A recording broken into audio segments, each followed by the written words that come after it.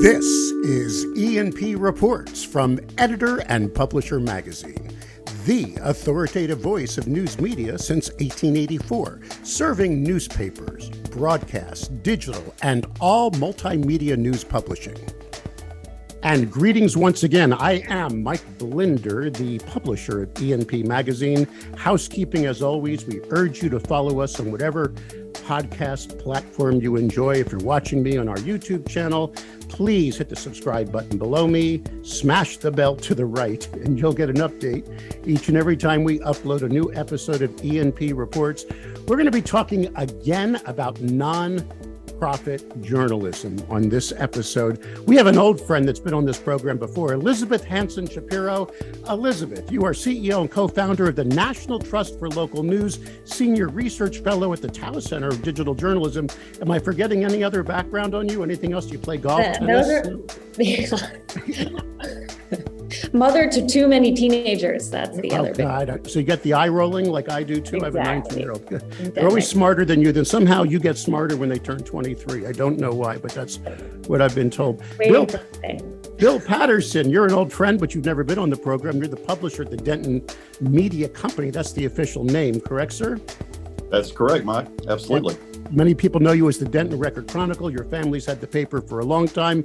You are the owner and publisher, and you're currently in Denton, Texas. Is that correct, sir? That is all correct, Mike. Absolutely. How many kids do you have? We got to ask. I've got 5. They're all grown, and I still feel like I'm chasing them around. There you go. We're the hell with those. We're not going to discuss nonprofit journalism. We're going to discuss parenthood today. There we go. And we have a new friend as well, Nico Leone. That is correct pronunciation of your name, sir. That's Leone. It's mispronounced Italian. Oh, Leone, Nico Leone. Can I do the little, if you mind? And President and CEO of KERA. You are a very large organization. You are pretty much nonprofit public media for the Dallas Metroplex. Am I correct, sir? Yeah, all of North Texas, Dallas, Fort Worth, Denton. We stretch up about to the Oklahoma border, most of the way to Louisiana, and head a ways west as well. You're one of the bigger ones. And how large is your staff, if I may ask, sir? It's around 125 full-time at the moment. And your audience, last time I checked, I go to these, did a little stalking. You boast 2.5 million. Is that correct? That's about our monthly reach across all of our platforms. That's all your platforms. And as some of you may know, it's big news in our industry. Not the first time that a nonprofit public broadcasting entity has picked up a legacy media product, but it happened again. Elizabeth, you were part of that little scenario, like the last time you were on this program, because we had you in when we had those Colorado community media newspapers be gobbled up by the Colorado Sun. We're going to get into this entire dialogue on the backside of this message. This episode of E&P Reports is sponsored by IQ Audience Plus by Town News. Consumer revenue has never been more important. Digital leaders at media organizations worldwide are asking the same question. How do we accelerate the growth of consumer revenue? Traditional one-size-fits-all paywalls aren't the answer. They're blunt instruments that treat all visitors the same way, costing you money. IQ Audience Plus by Town News is a smart, dynamic metering solution that empowers you to maximize revenue by identifying key audiences, seeding engagement, and growing membership and subscriptions. Ready to supercharge your consumer revenue, grow engagement, and bolster your advertising income? Visit townnews.com/EP today to learn more about IQ Audience Plus by Town News. Okay, Bill, let's start with you. I got a call from a good buddy of mine. His name is Leonard Woolsey. He's easy to pick out of a crowd because his hair is always sticking up. Am I right? I mean, he's the you got it, man. Absolutely. He's the president, or I think CEO of Southern Newspapers. He's based out of Galveston, Texas. He's on the board of Texas Press Association and Newspapers of America and all that and more. But he called me up just to say, I just met with my buddy Bill Patterson, and you know it's your fault. He blamed it on me that he's selling his newspaper to KERA, and it was because of a podcast. Is that correct? It's 100% your fault, Mike, and it's the best your fault I've ever seen. So yeah, it was a podcast you did with Elizabeth back in May of 2021, and it made so much sense, and everything she had to say, what she was talking about, community journalism. man, we got finished with that, and I just thought I got to reach out to her and see what they're up to, and see if they're looking to grow and expand, and any interest in Texas. All right. We obviously, our audience knows mostly what you do for a living, because most of them do what you do for a living, which is local news publishing. At E&P, we've defined news publishing as having three aspects to it. Must craft journalistic content, must find an audience for it, and must monetize it. You see, those are the three things that you do for a living. And then, monetize through advertising, reader revenue, whatever you want to, or philanthropy, which we're going to get into in a moment. But Elizabeth, many of our audience may not remember the National Trust for Local News. What the heck do you do, and how do you help make these deals happen? And how are you part of our ecosystem now? Sure. So, at the National Trust for Local News, our mission is local news in local hands. So we work with fantastic publishers like Bill, community publishers who, don't want to see their publication go to a hedge fund or an out-of-state chain or a buyer that doesn't have the same values that they do. And so we work with those publishers and with partners like our fantastic Nico, Leone here, and with funders to create new ownership structures that really focus on mission and focus on long-term sustainability. So the fantastic thing about this deal in Texas is that, this is, I think, a great example that other public media stations can step into to support community journalism. In Colorado, we're working with the Colorado Sun, and that is a kind of standalone sort of nature conservancy, Colorado News Conservancy. So we're experimenting with a bunch of different models across the country, and we're raising a big fund to do the work here and to do it elsewhere, because as you know, there's so much need for a new path forward. And so that's our work. That's what we do in the industry. Well, and in this famous podcast, I didn't know it was famous until now, May 5th, 2021, we had you on with Larry Rickman. Now, Larry is the editor at the Colorado Sun, for those that don't know what the Sun is. And I just saw that whole team out there. I don't know if you know this, but I was at Denver Press a few weeks ago, and I did a big program there. Colorado Press, I should say, but I was corrected instantly. I said it's a nonprofit. They're not a nonprofit, correct? Correct. What are they? Yes, they are a public benefit corporation. And in fact, the Colorado News Conservancy is also a public benefit corporation. And we chose that structure because it has a mission focus. So we can, in the bylaws, bake in that this company will never get sold, and that the most important piece of all of the operations is about public service. So yeah, there's lots of interesting options in this field, and that's what we're here to do, to help people learn about different paths forward.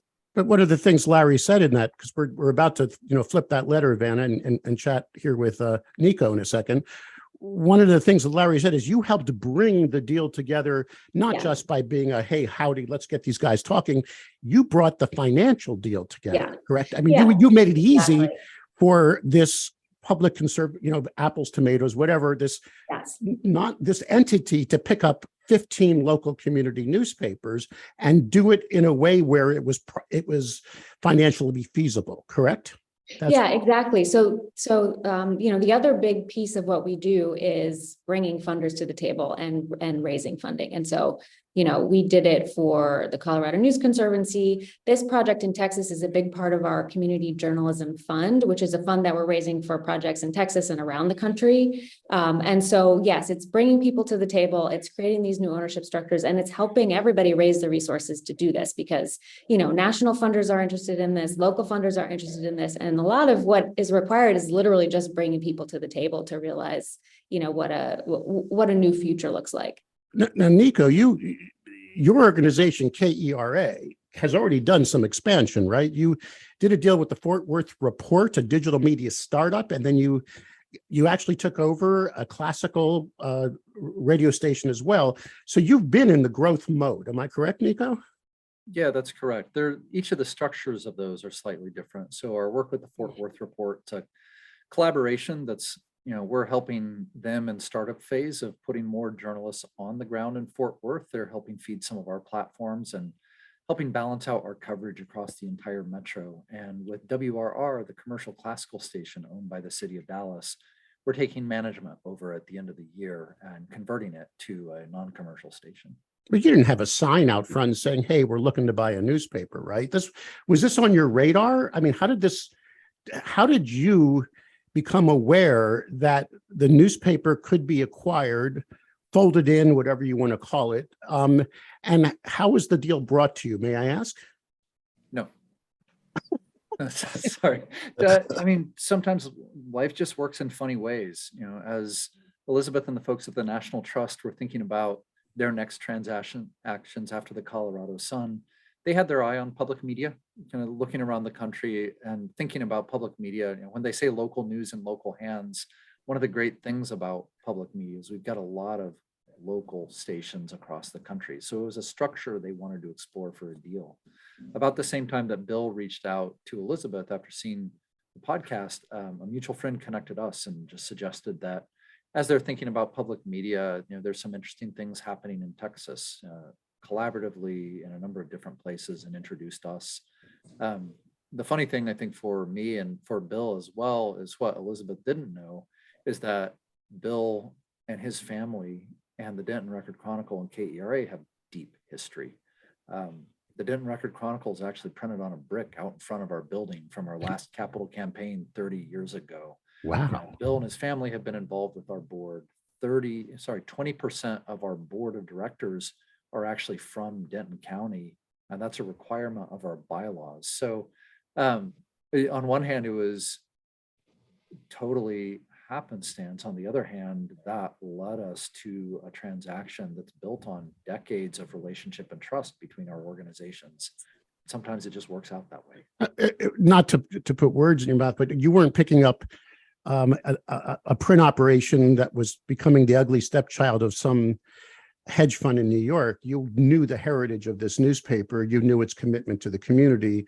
You didn't have to explore all of those things, right? You were aware of the operation. And on top of that, you know, we also knew that as we look at the metro that we serve, we had not been on the ground and involved enough in Denton. So while we weren't looking to acquire a paper, we were actually starting to brainstorm some ways to get a little more involved. I actually, about 3 weeks after I started, I called Bill. I started in February of 2020. Just called him out of the blue and introduced myself and said we were interested in building up a little more of a presence and getting a little more active in Denton. Asked his advice. Nothing ever came of it, largely because COVID hit a week or two later, and we all got busy in some other ways. So, again, while we weren't out looking to acquire a newspaper, it was right down the middle for us strategically with an organization that we've got a lot of history and a lot of trust with. A couple of days ago, Bill and I got on the phone first to chat, to do like a pre-chat before this interview. He didn't know this, but I had a map of the Metroplex in front of me. And there's a little box there for, his market. Denton is just a small little box. Those of you that don't know the Dallas-Fort Worth Metroplex, it's like to the northwest. And by the way, I don't know, do you know Rick Rogers, Star Media? Are you familiar with him, Nico? He took over some operations on the northeast, and he was on this platform just a few weeks ago. So I said, why does this fit? And then Bill, you started talking about the family and the heritage and how it was a perfect fit. You didn't know I had a map in front of me. I was like, no, I get that. How does this fit? I mean, because he didn't go after the Star Telegram. He's picking up a small newspaper. Bill, can you just give our audience an idea of what Denton is to you and your family? And what is Denton and how it relates to the entire Dallas-Fort Worth MSA? Mike, it's a dynamic, thriving, one of the top 10 or so fastest growing counties in the United States. County size is about 1 million people. It's getting younger. It's expanding. All the little communities around it used to be a lot of farming communities around kind of Denton, and a lot of kind of farming for that matter. And all these communities are just growing like crazy, and they're expanding, and there's housing additions going up, and population's just exploding. And so, the opportunity for us to make sure we're keeping up with covering the local news and providing the local content just becomes more and more of a challenge because of that. There's a lot of good to that, but then there's a lot of challenges that come along with trying to keep up with the growth. A couple of months ago, Nico, we had the editor-in-chief of the Chicago Sun-Times on this program, and we chatted about how obviously public broadcasting in Chicago had picked up this large iconic brand that has a footprint across their entire MSA. So I'm going to ask you the same question I asked Bill. Why Denton? and without a print product, or is this the beginning of a future you can't talk about? But what was this attraction of this being your first traditional legacy media print product to add to your portfolio, Nico? There's really a couple of things. First, when we think about the metro that we serve, as Bill said, Denton County is 1 million people and growing fast, and we just didn't have enough of a presence there. One way or another, to really serve our audience and serve the entire metro, we are going to need to do something to have a little more of a presence there. This lets us do it as scale and by helping sustain and expand an existing operation rather than trying to build something on our own. So strategically, it really fit our approach to trying to cover the geography that we serve. It fit a strategy of going to growth areas, and it helped fill a hole in our operations in terms of where we've got reporters in particular on the ground. I got to ask, you likely won't answer this. Is your phone ringing now from other publishers in the Metroplex that have interest in joining the family? No. I mean, No. I think we're still in early days, and I think the real opportunity for us is to see what happens over the next couple of years. I mean, part of why we really love working with the National Trust on this is a slightly different model. I mean, there's one or two like this. I mean, Chicago's the really big one right now. But we're all very much in learning mode. As we see how media evolves, how it converges, we've got an opportunity to try something a little bit different, to do this as part of a broader strategy across the metro with different types of partners and see what we all learn from it and go from there. Well, the models have to be different. Let me swing this back to Elizabeth. Elizabeth, full disclosure, you had nothing to do with the deal in Chicago, correct? But I'm Correct. sure you're aware of it. And Yeah, you we're big watched it. cheerleaders. Yeah. Now, then let's see.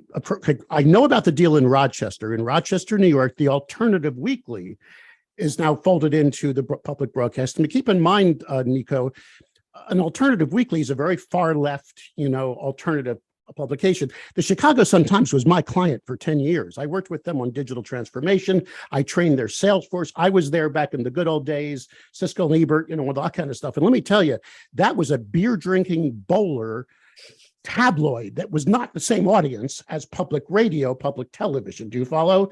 And the community papers around Denver were like Bill's. They don't lean one way or the other politically. They're hyper local community products. So all these deals are different. But Elizabeth, I get what's going on. I wanted to can I take you, Elizabeth, back to 35,000 feet? I'm surprised more of this hasn't happened. Yeah. I mean, not even just in public broadcasting, in broadcasting in general. And here in Tampa Bay, remember, I was brought up in Tampa. When I say brought up, 25 years here, we had Media General that had TV and newspaper combined, and then they split apart. But wouldn't it be prudent for the top television operation to immediately do a joint operating agreement with a newspaper and then become the king of the town? This is a position that KERA could get into. Do you agree or disagree? Yeah, definitely. And I think what's so interesting about Nico's vision and how this model fits with like the Chicago model, public media has been increasing their numbers of journalists over the past couple of decades. In fact, I have some research publishing tomorrow showing the growth of local journalism in public media. And what's really exciting about this is that as public media stations have evolved and have kind of reached beyond the broadcast formats, they're really starting to think hard about what local journalism means. And so, I think of the Chicago deal as a public media station expanding its audience, like you said, going for a totally different audience. I think what's so cool about what Nico and Bill are up to here is that it's really about serving a broadcast audience with community journalism, and evolving what it means to provide a public service. So you think about Sesame Street or Big Bird or, All Things Considered, that's a certain kind of news. But the kind of news that, that Bill's institution has been providing is incredibly valuable. And so why not make public broadcasters, the home for that kind of journalism? I think it should absolutely be happening everywhere. Well, I agree. We need to have that Madisonian. I get very ethereal when I think about Imperfect Men that wrote a perfect document hundreds of years ago that allowed for that final check on power to be an unfettered press. And the challenge in today's world is it's hard to get into every school board. It's hard to be watching every community. Hyper local newspapers like, well, Bill, what has been your mission in your town? Your family didn't do this to become wealthy, right? I assume you have ink in your veins, and it was the need to serve your community and be that final check on power and cover those church suppers and be part of the fabric of the community, right? Yeah, absolutely, Mike. I mean, our family's had the newspaper 77 out of the 100 and roughly 20 years it's been publishing, and we sold to Belo and back in 1999. I had a chance to buy it back in 2018 because I feel strongly that we need to preserve local community journalism in our marketplace. I mean, it's unique. Not every obviously there's news deserts everywhere, and so I was excited about the opportunity to purchase the company back. We quickly started really moving digital in a hard and fast way for us for a smaller market. We went from 7 days of a print newspaper to 2 days of a print newspaper in 2020, and now to 1 day of a print newspaper. And we're very much digital focused and digital first, and growing our audience and our circulation, as you say that, with digital, and that's just where we are. It's very important, and we've got to continue to look for ways to reach more of our younger based community as it continues to grow. We have a ton of new people moving into the marketplace, and that's why I think this partnership with the Trust and with Nico can be valuable for the future of the Denton Record Chronicle, Denton Media Company, and what we're going to be doing. Nico, I was I had the new anchor. I cannot remember her name for All Things Considered. On this program, just like the first week she got the gig, and we were discussing some of the turmoil at national public. We're talking national level now of the lack of diversity. Public broadcasting was getting known as the suburban affluent white network. Do you see where I'm not excited? And I brought that up in Colorado a few weeks ago. I don't know if you know Amanda Mountain. She was on my panel, president and CEO of Rocky Mountain Public Media. Kevin Dale, her executive editor of news, was on it as well. She immediately challenged me and talked about how the fact on a local level, public broadcasting is always represented its community. What say you, sir? I'm going to give you your chance now. Do you truly have a diverse, not just newsroom, but a diverse culture and an ability to represent all facets of your audience, sir? It's actually something we're really proud of. And put a great deal of effort into, not only over the last couple of years, but the last couple of decades. I think in public media, we've got an obligation to reflect our community in every way possible. And that's actually part of what's driven us to be interested in this. We think not just about, age and race and ethnicity and things like that, but also the geography that we serve. And that's part of what's pulled us towards this. When we think about the entire metro, one of the places where we just weren't on the ground enough was in Denton. So yeah, we've got a very diverse staff. We've got a very diverse newsroom, but we're not always everywhere we need to be in the metro. So this, in an odd way, is one of the places that we're continuing to try to do a better job of reflecting our community and our work. Elizabeth, we were in the green room, Bill and I, before we did this. There's no green room. I made that up before this broadcast. We were chatting on Zoom before I started the record button. But anyway, and Bill was doing, and I'm going to sound a little conceited here, was giving me the line that many people give me now. Mike, you've done amazing things with E&P. You've done these unbelievable things. All I did, and I do this speech, I've done it at 16 different state press associations this year, is I took a 140-year-old brand and I talk about polishing it up. Yeah. Disney polished their brand.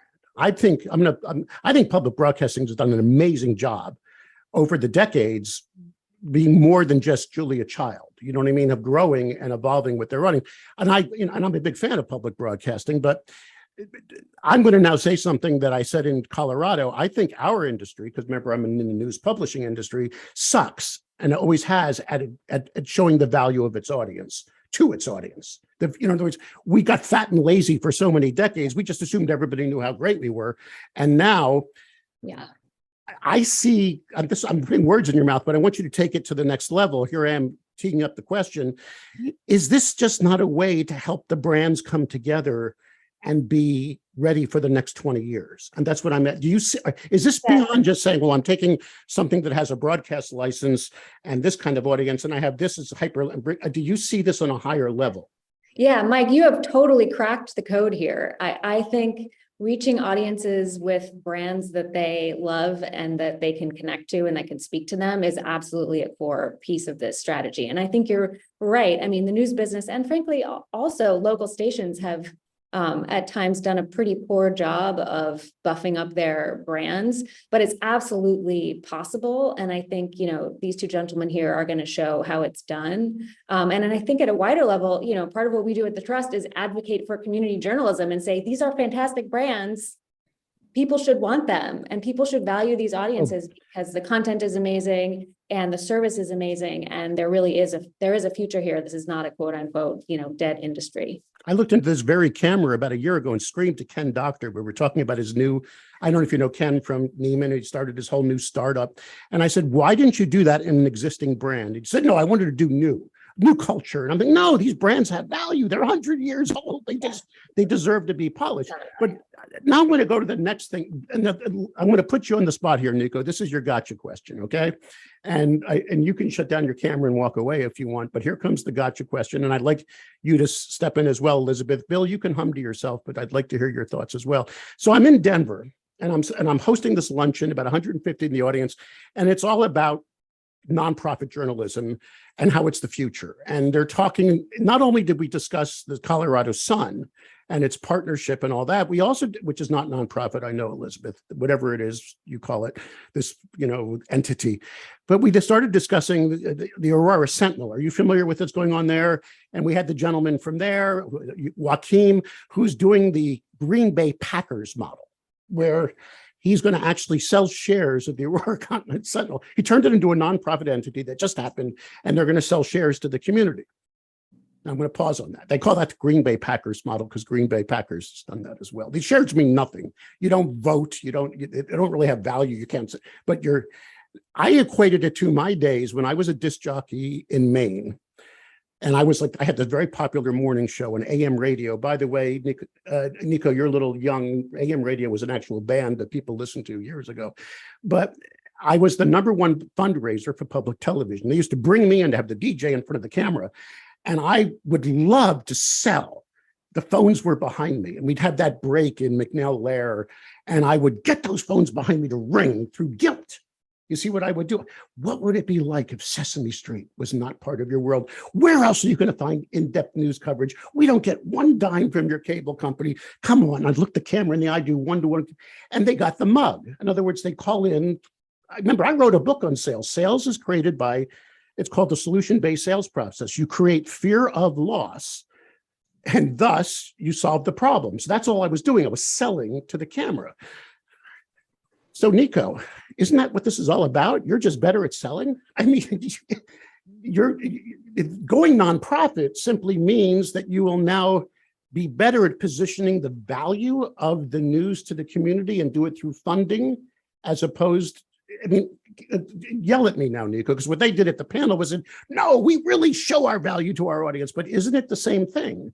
If you were to sell shares to the Green Bay Packers, or am I totally being ridiculous here, Nico? Yeah, I think some of this remains to be seen as we transition the Denton Record Chronicle into KERA's operations and explore what the long-term funding model for it's going to look like. I think one of the advantages we'll have is we've got a PBS station, with WRR coming in, 3 other radio stations, all of which have good reach into Denton that will be complementing with a lot of from here for here reporting. We're not planning on drastic changes to the way the Denton Record Chronicle operates, in part because Bill and the team's been doing such a good job of digital conversion. And at the heart of it, the problem that we're all working on is the same. We're just starting from different places. So the work they've been doing to prove out that value proposition and transition it to a digital environment is very similar to the work that we're doing in that space. It's just from a different starting place. And part of what we're betting on is that with a broader group of services, with the reach that we bring into Denton, coupled with the local presence and local reach that we have, we'll all be better off for it in the end. Okay, so you heard my little diatribe there, Elizabeth. I loved it. Mike. No, but and they just said, we're better at, this was it all, we're better at always reaffirming our value to our audience. Yeah. Is that why this is just a good match? I think that is, I think that is a piece of it. Nonprofit is a tax status. It's not a business model. I get it.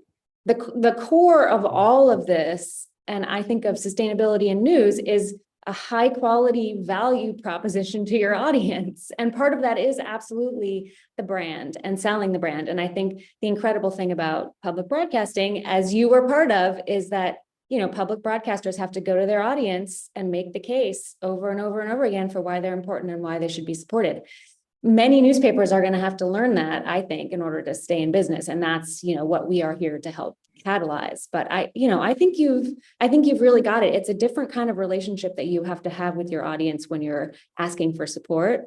And you have to back it up. You got to back it up with the content. You got to back it up with the brand. And then I think you can do some really amazing things.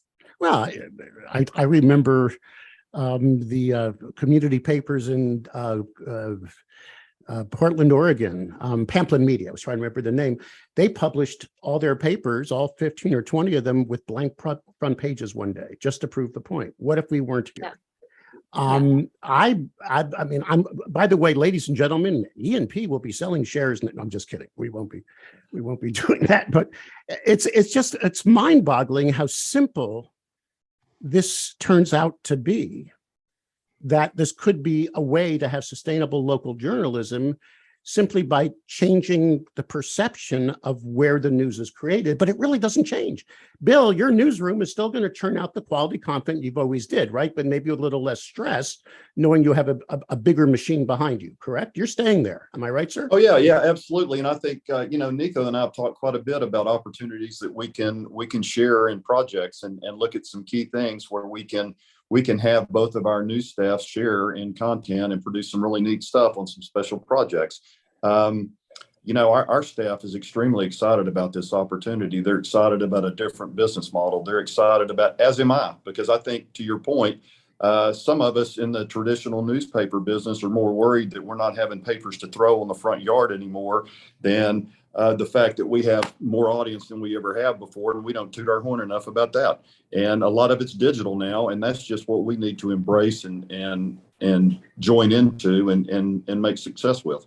I saw your quote, Bill, in Current Magazine. By the way, for those who don't know, that's the trade magazine. I don't know what you call it, a trade magazine for public broadcasting. But you said, thanks to the amazing things that the public broadcasting in Texas is doing with podcasting and video. And I'm thinking, well, they've always been ahead of the curve. Am I right, Nico? I saw my first digital TV during a pledge drive in the lobby of Maine Public Television. They had the first digital cameras in Maine. The TV must have cost 20 grand back then, and no one had one. And we were just mesmerized. I mean, you've always been ahead of the curve. Am I right? If there's something to experiment, you guys are doing it first and kicking the tires. Am I correct, Nico? It's certainly what we're trying to do. And I think fundamentally, part of why we're excited and Bill's excited is this isn't about squeezing more efficiency out of their operations. It really is about the opportunity at the intersection of what they're doing and the intersection of our work and our different platforms. And for us, that's just carrying on a tradition of innovation. There's going to be so much more of this. You know something, Elizabeth, your phone's going to be ringing again. I hope you don't mind. Elizabeth, we got to wrap this thing up. If someone wants to learn more about the National Trust for Local News, how the heck do they get a hold of you? Where do they go? Give us an address or something. Absolutely. You can go to our website to learn more about what we do, nationaltrustforlocalnews.org, or you can reach out to me, Elizabeth@ntln.org. I'm going to ask the same question I asked you by email that you gave me a smiley face. There are other deals pending. Can you tell me all about them right now? No, I cannot. Okay. But I can tell you that we are raising a nice big fund to be able to do this and other projects around the country. And we're really excited. We think there's not just one model, but many models for the future of community journalism. And we're gonna show them all to you in 2023. If I take you out of my boat on Tampa Bay when the weather's good, will we at least be one of the first places you'll announce some of those deals? And Definitely. I'm always happy to come back and chat. You heard it here first. Bill, old friend from Texas. I can't remember. Did I bump into you at Texas Press? Did you and I? We did. Yeah, you were down there. I saw you down there. Absolutely. I must have been sober. You were. Yeah, I think you were at that point. But no, I'm saying it's one of my favorite state associations. Bill, congratulations on your forward thinking, on how you've put this deal together, how you will continue to serve. Your family should be proud of you. And that brick. Nico, where is this brick again? It's in your building or on your lot? Where is this? See it every morning as I walk in the front door. It's a big list of donors from a capital campaign 30 years ago. There's Wow. the Record Chronicle. Well, if you need a pledge drive host, give me a call, will you, sir? I'll fly down there and give you some good guilt on television if you wish. Elizabeth Hansen Shapiro, Bill Patterson, Nico, Leone, thank you so much for being part of the program. E&P will be reporting more on this. All of you, please keep up the good fight and stay well. Thank you, Mike. Great. Thanks, Mike.